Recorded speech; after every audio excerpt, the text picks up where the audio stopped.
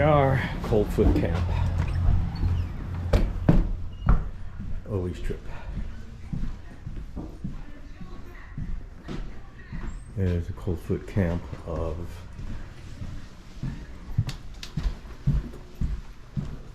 Ice Road Trucker fame.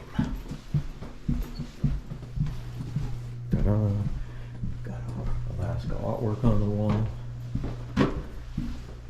Come down to our room, 44. Spartan, but relatively comfortable.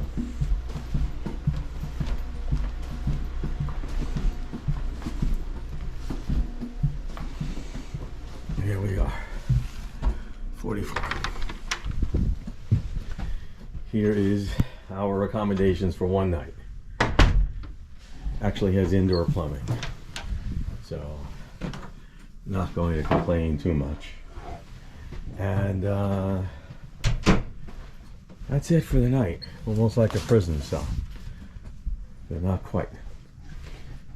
All right, not the most luxurious accommodations, but after a long day on the Dalton highway, I'm taking it. Plus it allows me to enjoy the next 2 days in Weissman, which is a cute little town that I actually just drove to but didn't film.